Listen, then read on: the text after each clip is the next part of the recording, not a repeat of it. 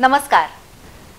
Channel बी प्रस्तुत आरोग्य मंत्रमध्ये आपल्या सर्वांचं स्वागत. रंगनाथ हॉस्पिटल कोल्हापूर आणि गोकुळ IVF सेंटरचे संचालक डॉक्टर प्रवीण हेंद्रे आपल्या सोबत आहेत. डॉक्टर नमस्ते. आरोग्य मंत्रमध्ये आपलं पुन्हा एकदा मनपूर्वक स्वागत. गेले काही दिवस आपण ही जी सिरीज सुरू आहे तर त्यामध्ये अनेक गोष्टींवर चर्चा केलेली आहे. विशेषतः मधल्या काही भागांच्या मध्ये आपण अतिरिक्त रक्तस्राव असेल किंवा पिरियड्स येतानाची काय काळजी घ्यायला पाहिजे या सगळ्यांबद्दल चर्चा केलेली आहे. पण या सगळ्यामध्ये अजूनही काही गोष्टी आहेत की ज्या आम्हा सगळ्यांच्यासाठी अनभिज्ञ आहेत. म्हणजे फक्त वरवरचं दिसणं फार वेगळं असतं, पण अंतरंग जे पोटात आहे किंवा गर्भाशयातलं आहे तर ते खूपच वेगळं आहे. आणि यामध्ये एक सगळ्यात महत्त्वाचा कानावर येणारा शब्द आहे आणि तो म्हणजे फायब्रॉइड. तर आज आपण मला असं वाटतंय की याच विषयी आपण थोडीशी चर्चा करूया. होय, काय झालं मला पण म्हणजे बरेच आपले जे काय हे प्रेक्षक आहेत ना त्यांच्याकडून फायब्रॉइडवर बोला असं चालू आहे. तुम्ही आता विषय काढला आहे, एकदम बरं केलं. तर फायब्रॉइड म्हणजे काय आहे की शक्यतो कसं असतं की ही गर्भाशयाची गाठ आहे आणि शरीरामध्ये कोणतीही गाठ म्हणलं की सगळ्यात पहिल्यांदा डोक्यात लोकांच्या विषय येतो, अरे मला कॅन्सर झाला आहे का. तर सगळ्यात महत्त्वाची गोष्ट अशी आहे की फायब्रॉइडची गाठ ही कॅन्सरची नाही. आणि हे कुणी जरी सांगितलं अगं तुला गाठ झाली आहे, कॅन्सर असेल काढ, ते आपापसात बायका जेव्हा बोलतात तेव्हा असं काहीतरी सांगतात. तर त्यांनी सगळ्यात पहिली गोष्ट लक्षात ठेवायला पाहिजे की फायब्रॉइडची गाठ ही कॅन्सरची गाठ नाही. आणि त्या फायब्रॉइडच्या गाठीमध्ये केवळ म्हणजे समजा 100 स्त्रियांमध्ये फायब्रॉइडच्या गाठी आहेत, त्यातल्या केवळ 1% बायकांमध्ये फक्त तो कॅन्सर होऊ शकतो. आणि तो म्हणजे कसा ओळखावा हे पण मी आज सांगणार आहे. म्हणजे आज फायब्रॉइडबद्दल संपूर्ण विवेचन करायचं माझी आता इच्छा आहे.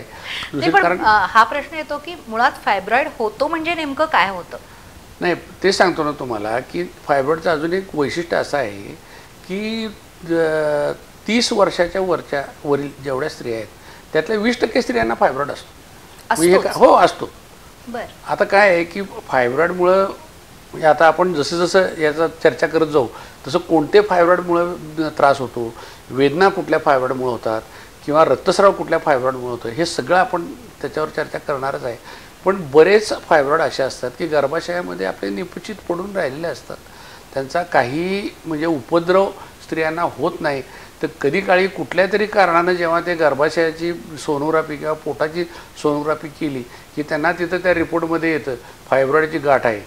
पण ते सांगितलं तुम्हाला की 30 वर्षावरच्या जवळजवळ 20% स्त्रियांमध्ये हा फायब्रॉइड म्हणजे आपल्याला म्हणजे आढळतो.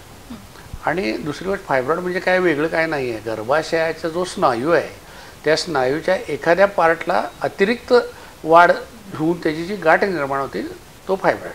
अच्छा, म्हणजे थोडक्यात आपण जसं म्हणू की शरीरावर एखादी चामखीळ कशी येते, बरोबर आहे, सॉर्ट ऑफ दॅट. हां, जशी आपल्या कातडीवरती चामखीळ येते तसे आता गर्भाशय जे आहे की नाही, तर गर्भाशय आपण सगळ्यांना माहीतच आहे, पण गर्भाशय पिअर शेप असतं.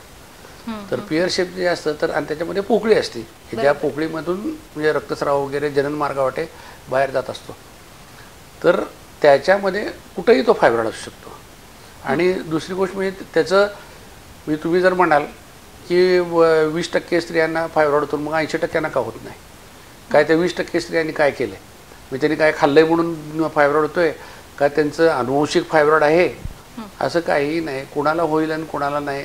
सगळ्यात महत्त्वाचं म्हणजे फायब्रॉइड काय होतो हेच अजूनही कारण म्हणजे स्पष्ट झालेलं नाही आहे. म्हणजे का होतो हेच अजून कळलेलं नाही. म्हणजे मग आपलं काय होतं, जर आता समजा आता गर्भाशयाच्या तोंडाचा कॅन्सर हा व्हायरसच्या इन्फेक्शनमुळे होतो हे कळलं, त्यामुळे त्याच्यावर आपण आता लस काढलेली आहे. तसं जर आपल्याला जर कळालं असतं की बाबा फायब्रॉइडचा व्याधी ही अमुक कारणामुळे होते, तर मग आता आपण त्याच्यावर उपाय काढलाच असता ना. म्हणजे होऊ नये यासाठी प्रोफायलेक्टिक केलंच असतं. पण असं काही अजूनही म्हणजे संशोधन झालेलं नाही किंवा सापडेलच नाही आहे.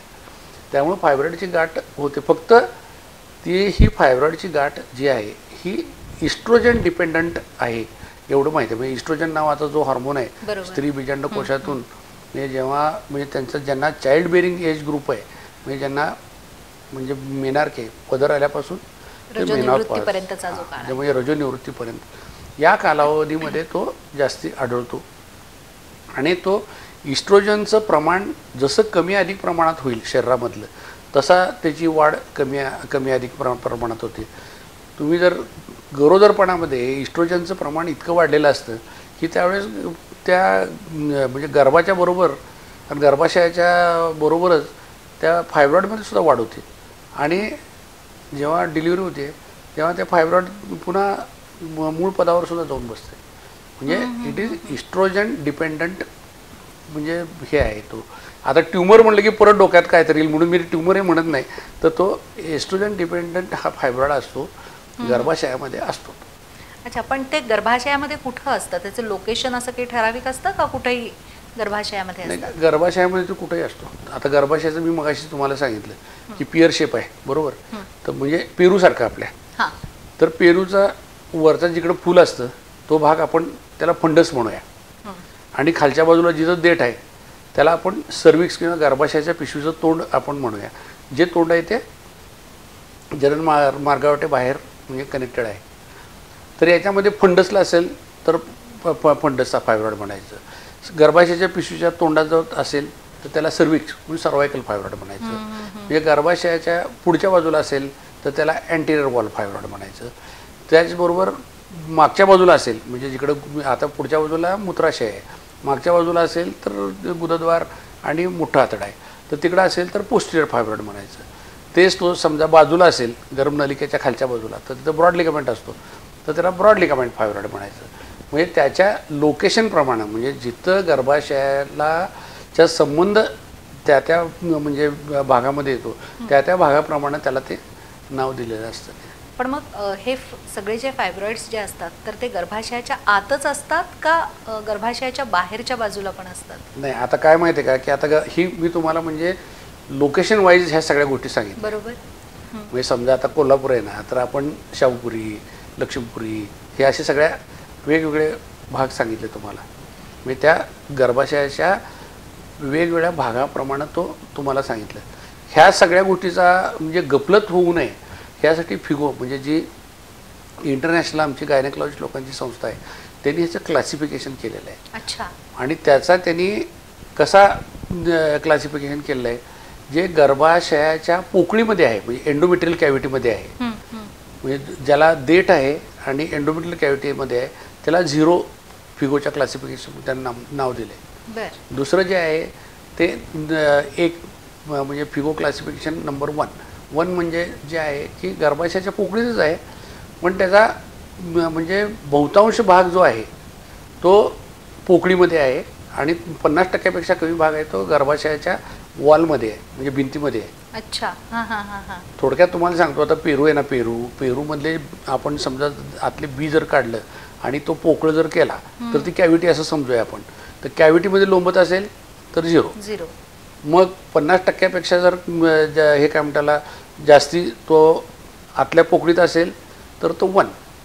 50% जस्ट जरा म्हणजे आत त्या घरामध्ये असेल किंवा त्या वॉलमध्ये असेल तर तो 2 आणि जस्ट तो म्हणजे त्या कॅव्हिटीमध्ये डोका होतो तर तो 3. त्याच्यानंतर पूर्ण वॉलमध्ये आहे म्हणजे त्या भिंतीमध्ये आहे गर्भाशयाच्या पूर्ण भिंतीमध्ये आत बरोबर म्हणजे इकडे पण नाही तिकडे पण नाही मध्यभागी तर त्याला 4. मग त्यानंतर त्याचप्रमाणे ज्याप्रमाणे 50% 5 6 बाहेरच्या बाजूला म्हणजे ते 6 5 6 7 आणि 8वा जो आहे तो सर्विक्सचा म्हणजे गर्भाशयाच्या पिशवीच्या तोंडाचा. हे त्यांनी हे सगळं क्लासिफिकेशन करण्यामागचं कारण असं आहे की त्या क्लासिफिकेशनप्रमाणे त्याचे उपचार वेगवेगळे आहेत. आता तुम्ही जर म्हणाल की आता त्या म्हणजे त्याचे उपद्रव पण वेगळे आहेत म्हणून त्यांनी हे क्लासिफिकेशन केलेलं आहे. पण फायब्रॉइडच्या सगळ्या ज्या गाठी असतात तर त्याच्यावर उपाय करावाच लागतो असं काही आहे? नाही, आता तुम्हाला सांगतो की काही गाठी ज्या आहेत ना ह्याला कंपल्सरी करायला लागतो. म्हणजे ज्या 0 जी आहे गाठ म्हणजे गर्भाशयाच्या पोकळीमध्ये आहे ही कंपल्सरी ती रक्तस्राव करतेच. कारण काय आहे की गर्भाशयाच्या आतल्या म्हणजे आतल्या बाजूला जे एंडोमेट्रियम आहे तसं एंडोमेट्रियमला मसलचा सपोर्ट आहे त्याला. बरोबर. पण या फायब्रॉइडच्या गाठीला म्हणजे त्याला रक्तस्राव किंवा रक्तपुरवठा किंवा इतका जास्ती नसल्यामुळं त्याला सपोर्ट नाही, त्यामुळं ते हमखास स्त्रियांना या झिरो जे आहे किंवा पॉलिप म्हणतो आम्ही त्याला, फायब्रॉइडचं पॉलिप गर्भाच्या पिशवीच्या आतलं, हमखास त्यांना रक्तस्राव होतो, अतिरिक्त रक्तस्राव होतो आणि भरपूर रक्तस्राव होऊन काही वेळेस ॲनिमिया होतो. त्यामुळं ती जी गाठ आहे ही दुर्बीण शस्त्रक्रियेद्वारे काढायलाच लागते. आणि दुसरी जी आहे की जसं हे आत देठ असलेलं आहे, म्हणजे आपला आंबा कसा देठ आणि तो लोंबत असतो, तसं तो 7 नंबरचा जो फायब्रॉइड आहे तो बाहेरच्या बाजूला देठ असतं, त्या देठाला पिळा पडला आणि मग त्याला मात्र वेदना व्हायला लागल्या, तो काढायला लागतो. बाकीचे जे काय फायब्रॉइड्स आहेत हे वेगवेगळ्या त्याच्या म्हणजे गरजेनुसार किंवा वेगवेगळ्या त्याला क्रायटेरिया आहेत, त्या क्रायटेरियाप्रमाणेच काढायला लागतात. बरं, म्हणजे काही क्रायटेरिया वेगळे आहेत का? एक जनरल ऑपरेशन कसं असतं तसं नाही. आता तुम्हाला सांगतोय का की म्हणजे आता फायब्रॉइड दिसला आणि आपण काढला असं नाही आहे. म्हणजे कुठल्या फायब्रॉइडचे उपचार करायला पाहिजेत. तर सगळ्यात पहिला फायब्रॉइड म्हणजे कुठला आहे की समजा त्या फायब्रॉइडमुळे त्रास कुठले होतात हे जरा तुम्ही लक्षात घ्या. एक म्हणजे अतिरिक्त रक्तस्राव होतो. अतिरिक्त मला वाटतं गेल्या वेळेस आपण जेव्हा चर्चा करताना त्याच्यावर बोललो होतो की एक म्हणजे आता हा पॉलिप मी तुम्हाला सांगितला की जो गर्भाशयाच्या आत तो असा म्हणजे लोंबत असतो, त्याला तर करायलाच पाहिजे. त्यानंतर दुसरा जो आहे हे 1 नंबर 2 नंबर आणि 3 नंबर याची साईज जर जास्ती असेल तर तो रक्तस्राव करतोच. कारण गर्भाशयाला साधारण आकार केवढा वाढू शकतो ते आकार म्हणजे तुम्हाला सांगतो अगदी सूक्ष्म फायब्रॉइड पासून तर मी तर बघितलं म्हणजे सगळ्यात मोठा काढलेला फायब्रॉइड 3.5 किलोचा आहे. अरे बाप. पण आता हल्ली सोनोग्राफी आणि ह्या सगळ्या रेग्युलरली होत असल्यामुळं तेवढा मोठा होईपर्यंत कोणी थांबत नाही. पण ते दुर्बीण तुम्ही काढलेला म्हणजे 3.5 किलोचा कृष्णा चॅरिटेबल ट्रस्टमध्ये काढला होता त्या हॉस्पिटलमध्ये फार वर्षापूर्वी. ते पण आता एवढे मोठे मिळत नाहीत. अगदी एवढे निग्लेक्टेड फायब्रॉइड आता आपल्याला बघायलाच मिळत नाही. मग तो जो 1 नंबर 2 नंबर आणि 3 नंबर याची साईज जेव्हा 4 सेंटीमीटरपेक्षा मोठी व्हायला सुरू होती तेव्हा तो त्याचा आकारमान वाढवतो, म्हणजे एरिया वाढतो. एरिया वाढला की रक्तस्राव होतो. म्हणजे रक्तस्राव ही नंबर 1ची तक्रार होऊ शकते. नंबर 2ची तक्रार म्हणजे समजा तो त्याची वाढ आणखी जास्ती झाली तर पुढच्या बाजूला मूत्राशय आहे, तर मूत्राशयावरती प्रेशर सिम्पटम्स यायला सुरू होतात. म्हणजे त्याच्यावरती प्रेशर आलं की ह्याला लघवी करायला अडथळा निर्माण होतो. काही वेळेस अपुरी हे होती किंवा ब्लॅडर एम्प्टी जे होतं ते अपुरं होतं. किंवा दुसरी गोष्ट म्हणजे मागच्या बाजूला गुरुद्वार आहे तर त्याला सुद्धा त्रास व्हायला सुरू होतो. म्हणजे प्रेशर सिम्पटम्स, दुसरी गोष्ट म्हणजे हे रक्तस्राव आणि तिसरं म्हणजे त्याच्यामध्ये तिसरा नेमका काय आहे याच्यामुळे होणारा त्रास तो आपण बघूया पण या छोट्याशा ब्रेक नंतर. आरोग्य संवर्धन आणि विविध आजारांविषयी जनजागृती करणारा चॅनल बी चा कार्यक्रम आरोग्य मंत्र. आजाराची लक्षणं, खबरदारी आणि उपचार पद्धती याबद्दल माहिती मिळेल तज्ज्ञ आणि अनुभवी डॉक्टरांकडून. आरोग्य मंत्र मध्ये पहा रंगनाथ हॉस्पिटलचे स्त्रीरोग तज्ज्ञ डॉक्टर प्रवीण हेंद्रे यांना. या कार्यक्रमात आपण त्यांच्याशी IVF म्हणजे काय, संतुलित आहार कसा असला पाहिजे, फायब्रॉइड म्हणजे काय, 2 सीझर झाले तर रिस्क नेमकी कोणती असते, लहानपणापासून मुलींची वाढ होत असताना त्यांच्या आरोग्याची काळजी कशी घ्यायची या सर्वांविषयी संपूर्ण माहिती. आरोग्य मंत्र दर शनिवार सायंकाळी 7:30 वाजता 532 क्रमांकाच्या बी चॅनलवर. ब्रेक नंतर पुन्हा एकदा आपल्या सर्वांचं आरोग्य मंत्रमध्ये स्वागत. आणि डॉक्टर तुम्ही सांगत होतात की फायब्रॉइड्समुळं काय काय नेमके त्रास होतात. तुम्ही पहिले 2 त्रास तर सांगितलेत की अतिरिक्त रक्तस्राव होतो, दुसरं म्हणजे की प्रेशर त्यामुळं येत राहतं सातत्यानं. तिसरा तिसरं म्हणजे त्याच्यामध्ये वेगवेगळ्या प्रकारचे डिजनरेशन्स होतात. म्हणजे हायलाईन डिजनरेशन, हेमरेजिक डिजनरेशन. म्हणजे कसं आहे की त्याच्यामध्ये रक्तस्राव झाला किंवा ते थोडक्यात म्हणजे त्याला रक्तपुरवठा एवढा चांगला नसतो. गर्भाच्या वॉलला जेवढा रक्तपुरवठा आहे तेवढा त्या फायब्रॉइडला रक्तपुरवठा असत नाही. मग त्यामुळे त्याच्यामध्ये हे सगळे डिजनरेटिव्ह चेंजेस झाले की त्यावेळेस सुद्धा ते पोटात दुखायला लागतं. आणि तिसरी गोष्ट म्हणजे जेव्हा मी मग सांगितलं तुम्हाला जो लोंबत असला फायब्रॉइड आहे त्याला पिळा पडला की त्याला म्हणजे दुखायला सुरू होतं. म्हणजे जेव्हा पेशंटला रक्तस्राव अतिरिक्त होतो, म्हणजे त्या तक्रारी अशा आहेत, अतिरिक्त रक्तस्राव होतो.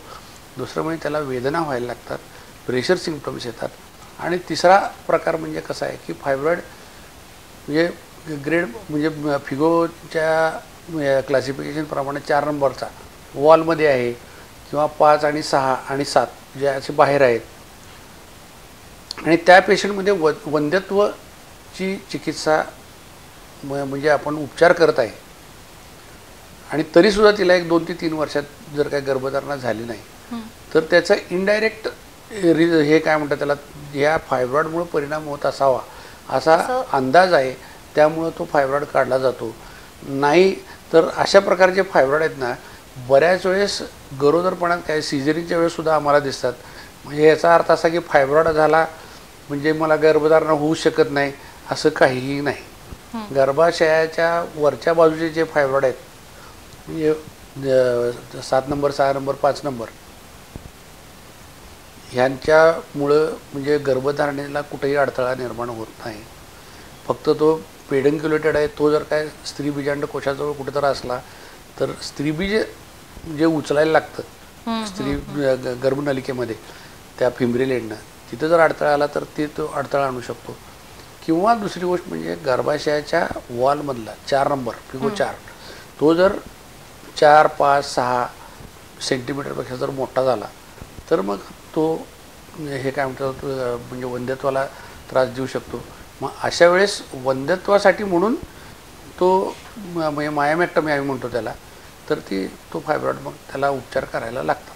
पण मग हे उपचार जे असतात तर ते लॅप्रोस्कोपीनं म्हणजे कसे करावे लागतात? नाही आता उपचार पद्धती जी आहे ना की म्हणजे 2-3 प्रकारे उपचार पद्धती. एक म्हणजे सर्जिकल उपचार पद्धती आहे की ज्याच्यामध्ये आपण म्हणजे ऑपरेशन करतो. म्हणजे आता गर्भाशयाच्या आतल्या पोकळीतले जे आहेत म्हणजे 0, 1, 2, 3 हे हिस्ट्रोस्कोपी म्हणजे दुर्बीण म्हणजे एंडोस्कोपी जे जननमार्ग वाटे दुर्बीण आपण घालतो त्या दुर्बिणी वाटे ते काढता येतं. दुसरे जे फायब्रॉइड आहेत ते तुम्ही पेशंटचं पोट उघडून सुद्धा करू शकता किंवा लॅप्रोस्कोपीने सुद्धा करू शकता. हे झालं त्याला मायोमेक्टमी म्हणतो म्हणजे ओपन मायोमेक्टमी किंवा लॅप्रोस्कोपिक मायोमेक्टमी. आणि पूर्वी म्हणजे ओपन मायोमेक्टमीच करायला लागायची कारण लॅप्रोस्कोपीमधलं तंत्रज्ञान म्हणजे टाके घालायचं जे तंत्रज्ञान आहे तर हे एवढं प्रगत झालेलं नव्हतं. कारण जेव्हा तुम्ही फायब्रॉइड त्या गर्भाशयातून काढता तेव्हा त्यातल्या 2-3 गोष्टी तुम्हाला म्हणजे नक्की बघायला लागतात. नंबर 1 म्हणजे ह्या फायब्रॉइडची शस्त्रक्रिया केल्यानंतर त्या स्त्रीला गर्भधारणा ही तर नक्की झालीच पाहिजे त्याच्यात अडथळा आला नाही पाहिजे. बरोबर. नंबर 2ची गोष्ट म्हणजे जेव्हा तुम्ही ते टाके घालता तुम्ही कुठलीही गोष्ट जर एखादी नैसर्गिक आहे आणि त्याला छेद घेऊन जर टाके घातले असतील तर तिथं इनहेरंट थोडा विकनेस येतोच. बरोबर. तर तुम्हाला त्या फायब्रॉइडची जी काही पोकळी आहे जी काढलेली आहे ती व्यवस्थितपणे म्हणजे त्याला टाके घालून त्याच्यामध्ये कुठलाही म्हणजे पोकळ न राहता ती व्यवस्थित तुम्हाला टाके घालता आले पाहिजेत. म्हणजे दुर्बिणीनं करा किंवा ओपन करा ते घालता पाहिजेत जेणेकरून त्याची जी जखम आहे किंवा त्याचा जो व्रण आहे तो पुढे होणाऱ्या गर्भधारणेसाठी म्हणजे फक्त गर्भधारणाच नाही तर 9 महिन्याचं गर्भ त्या गर्भाशयात टिकून धरण्यासाठी तेवढे त्याच्यामध्ये ताकद असली पाहिजे. जर काय तो वीक जर केला तर त्यातनं म्हणजे गर्भ फुटून पोटामध्ये जाऊन आईला त्रास होऊ नये. तर ह्याची खबरदारी घेऊन ते आपल्या त्या पेशंटप्रमाणे त्या साईजप्रमाणे त्याच्या पोझिशनप्रमाणे ओपन करायचं का लॅप्रोस्कोपी करायचा हा निर्णय घ्यायला लागतो. आणि दुसरी गोष्ट म्हणजे समजा एखाद्या माणसाला सुचरिंग टेक्निक चांगला आहे तर तो लॅप्रोस्कोपी करू शकतो. म्हणजे लॅप्रोस्कोपीतनं ज्याचं म्हणजे मी आता समजा सुरुवात आहे त्याची करायची आहे तर त्या गॅप जर राहिला त्याच्यामध्ये म्हणजे जे तुम्ही कॅव्हिटी काढली बरोबर समजा असं उकललं तुम्ही आणि ती म्हणजे ती पोकळी राहिलीच ना ती पोकळी अशी व्यवस्थित चिकटली पाहिजे. म्हणजे तो झालेला व्रण हे गर्भधारणेसाठी अडथळा निर्माण केला नाही पाहिजे आणि गर्भधारणा झाल्यानंतर 9 महिन्यापर्यंत तो गर्भ त्यांनी टिकून ठेवला पाहिजे. त्या बाईला ताकद पण कमी होता कामा नये. बरोबर आहे. ताकद कमी झाली तर मग ते जर फुटला तर मग काय करायचं. म्हणून ह्या सगळ्या गोष्टीचा विचार करून ही लॅप्रोस्कोपी किंवा ओपन सर्जरी ते त्या पेशंटमध्ये बघून आपलं ठरवायला लागतं आणि त्याप्रमाणे मग ते उपचार होतात. आता तुम्ही म्हणाल म्हणजे ऑपरेशनच करायला पाहिजे आम्ही असं आता कुठं काय तेच आहे? म्हणणारच बोला. होते तुम्हाला की याच्यासाठी ऑपरेशन हा एकच पर्याय आहे का औषधाद्वारे सुद्धा हे काही कमी होऊ शकतं? नाही, ज्या स्त्रियांना म्हणजे गर्भधारणेसाठी म्हणून आपण फायब्रॉइडची सर्जरी करतो त्यांना हे ऑपरेशन करणं हे सगळ्यात चांगलं. पण काही स्त्रियांमध्ये म्हणजे हे त्रास असतात, म्हणजे रक्तस्राव जास्ती किंवा प्रेशर सिम्पटम असतात, तर त्यांच्यासाठी वेगळी उपाययोजना आहे. आता एक वेगळी उपाययोजना म्हणजे त्याच्यामध्ये म्हणजे ॲब्लेशन करता येतं तुम्हाला. म्हणजे त्याच्यामध्ये जे हे IRR घालतात, त्याला इन्फ्रारेडचे निडल्स घालून ॲब्लेशन करता येतं, म्हणजे त्याचं रक्तपुरवठा बंद करता येतो आणि ते आकुंचन पाहू शकते. दुसरी गोष्ट म्हणजे त्याला पुरवठा होणाऱ्या ज्या रक्तवाहिनी आहे, आता आपण हे बघतो म्हणजे काय म्हणतात त्याला कार्डियक कॅथेटरायझेशन वगैरे करतो, तसं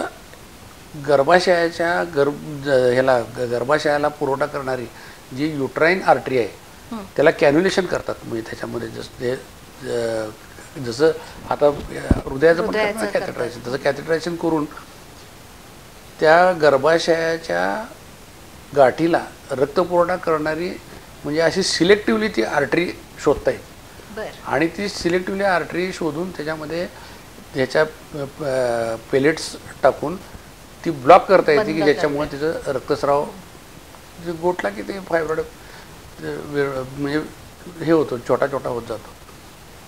आणि आणखीन एक त्याच्यामध्ये आहे की समजा आता मला हे असलं काहीच करायचं नाही असं कोणी जर म्हणलं की नाही, तर ते खरं कोल्हापूर आणि पुण्यामध्ये वगैरे नाही, ते मुंबईत अवेलेबल आहे. ह्या सगळ्या नट्या वगैरे आहेत ना त्यांच्यासाठी आहे ते.